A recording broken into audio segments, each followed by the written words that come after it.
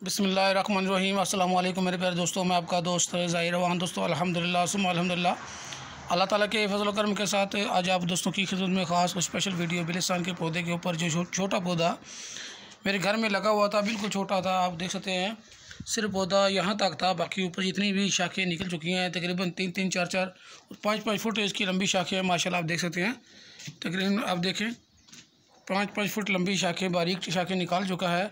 ये सारी की शाखें इसने यहाँ निकाली हैं, इसी गमले में निकाली हैं। तो माशाल्लाह आप देखते हैं ये बिल्कुल मेरे रूम के सामने ये गमले में पड़ा हुआ है। तो आते जाते मैं इससे बारीक टहनियाँ काट के चबाता रहता हूँ, खुशबू के लिए, फ़ायदे के लिए। आप देख रहे हैं माशाल्लाह, एक तो इसका मसवाक की जाती है, बाकी फ़ायदे आप दोस्त स्क्रीन पे पढ़ सकते हैं। फ़ायदे जो हैं पिछली वीडियो में आप दोस्तों ने तमाम वीडियो में देखे होंगे। मज़ीद इसके फ़ायदे जो है, इसकी मसवाक की जाती है। अगर आपके मुंह में बदबू आती है, आप चलते फिरते इसकी टहनी काट के चबाते रहते हैं, तो आपकी इंशाल्लाह मुंह में एक जो बदबू है वो भी ख़त्म हो जाएगी और आपके मुंह से खुशबू आना शुरू हो जाएगी। आप देख सकते हैं माशाल्लाह बारीक टहनियाँ हैं, खुशबूदार हैं। इन्हीं टहनियों को आप रोगन के तौर पर भी इस्तेमाल कर सकते हैं। अगर रोगन आपके पास नहीं है तो आपके पास बिलिस्तान का पौधा घर में दस्तियाब है, तो वही फ़ायदे उससे बढ़कर फ़ायदे इसके पौधे की घर में है कि आप इसकी टहनियों को बारीक बारीक काटें। बारीक काटने के बाद आप इसको अपना दूध में उबाले, असली खालस दूध हो, 100 ग्राम से थोड़ा ज़्यादा ही ले लें, ताकि अगर दूध में ये टहनियाँ उबालनी है तो आप 100 ग्राम से थोड़ा ज़्यादा ले लें, 150 ग्राम ले लें, तो 5-6 मिनट उबलने के बाद वो कम हो जाएगा। तो आप इसमें तकरीबन 6-7 इंच का टुकड़ा, अगर आपने डेली इस्तेमाल करना है तो फिर 3-4 इंच का टुकड़ा, जितना टहनी आपको नज़र आ रही है तो आप 3-4 इंच का टुकड़ा लें। धोना नहीं है, तो धोने के बगैर ही आपने काटना है। काट कर फिर इसके हाथ की मदद से छोटे छोटे बारीक बारीक टुकड़े करके दूध में डालेंगे, तो वही फ़ायदा जो आपको रोगन बिलिस्तान से होगा उसकी निस्बत ज़्यादा होगा, क्योंकि आपको तसल्ली होगी कि ये खालिस चीज़ हम इस्तेमाल कर रहे हैं। मौलाना मकी साहब अल हजाजी जो है, उन्होंने भी इसी बारे में बताया है, जो हरम बाग के अंदर बयान करते हैं खाना काबे के पास बैठ कर।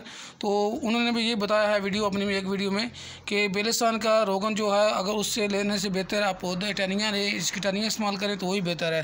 तो मेरे भाइयों काफ़ी दोस्त रब्ता करते हैं पाकिस्तान से, इंडिया से, कि हमें बिलिस्तान की टहनियाँ चाहिए। मेरे भाइयों हमें यहाँ से पौधे भेजना थोड़ा मुश्किल है, इसलिए हम टहनियाँ कहाँ से किस तरह भेज सकते हैं, तो इसलिए हमने बड़ी मुश्किल से पाकिस्तान के अंदर बिलिस्तान के पौधे और रोगन भेजा है।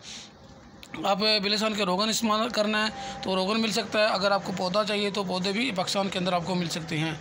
पाकिस्तान में जो हमने पौधे पहुँचाए हुए हैं वो उनकी हाइट यहाँ से जो हम भेजते हैं ऊपर से काट के, जैसे मैं आपको दिखाता हूँ, जैसे हम पहाड़ से पौधा लाते हैं ऊपर से हम काट देते हैं। देखें यहाँ से जितने भी पौधे हैं हमने ऊपर से काटे हुए हैं। भेजने का हम भेजने से पहले हम काट लेते हैं।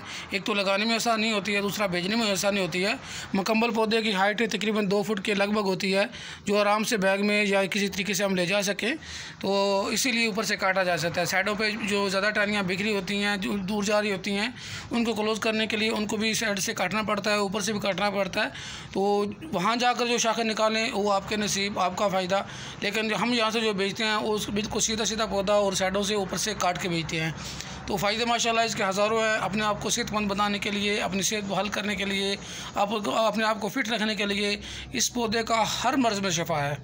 इस वीडियो को शेयर करें, जज़ाए खैर के लिए सदका जारिया समझकर दुआ में याद रखें। आपका अपना दोस्त ज़ाहिर रवान। अल्लाह हाफ़िज़।